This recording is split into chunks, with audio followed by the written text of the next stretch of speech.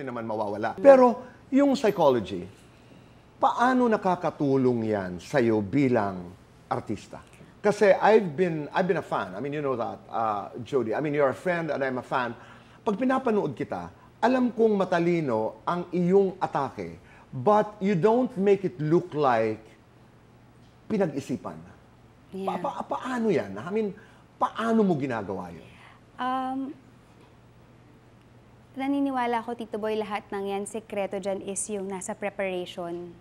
Okay. You can't be too technical. Pag nandun ka na sa eksena, hindi ka pwedeng masyadong logical or dapat ito ang gawin ko. Nagiging kalkulado ka kasi nangyayari na ina-anticipate mo yung sitwasyon, yung eksena, yung ibabato ng ka-eksena mo. So, yung pagiging organic or yung pagiging raw nung pag-atake mo, nawawala.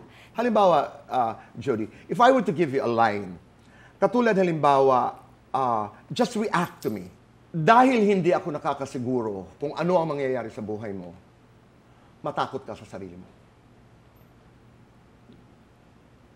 Ano yung sabihin? Ang dami mo kasing sinisisi sa mga nangyari sa buhay mo.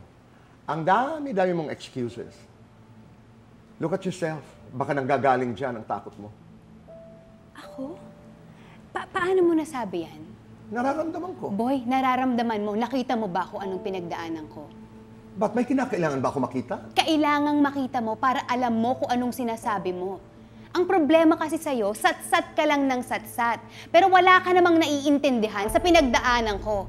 Nandun ka ba nung iniwan ako ni nanay? Nandun ka ba nung sinaksak si tatay? Di ba wala? Kaya wag mo akong pagsasabihan dahil wala kang alam sa pinagdaraanan ko. Wow!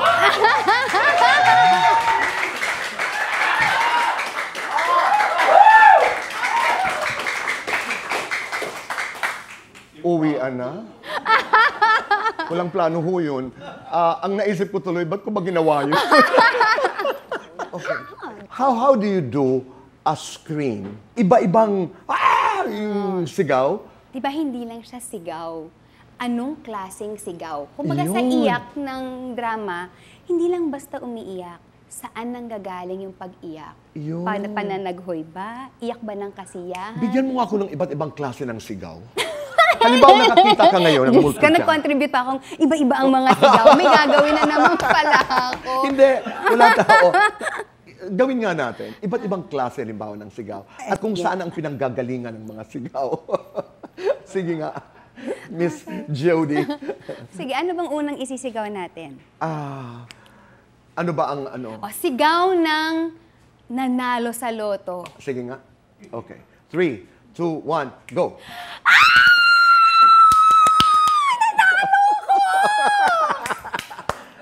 Sigaw, pero walang boses. Pero nakakita ka ng nakakatakot talaga. Takot na takot ka, pero walang boses. Pero sumisigaw ka, walang lumalabas na boses. 3, 2, 1, go.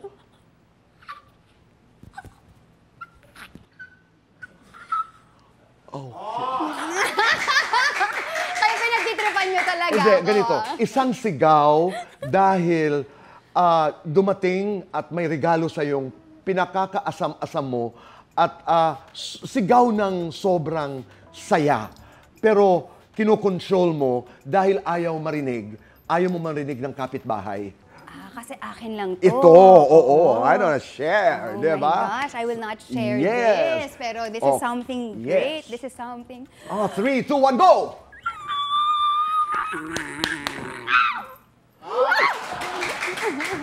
Alam mo, may gusto akong gawin. Dahil sa pagmamahal ko sa'yo at paghanga ko sa'yo, gusto ko nang sampalin. Galing-galing mo!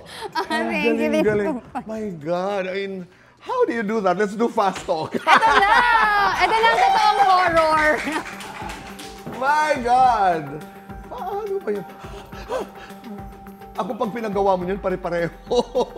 But wait, just before I do fast talk, when you do something like that, do you create a story? May kwento ka sa Yes, isip? in my head.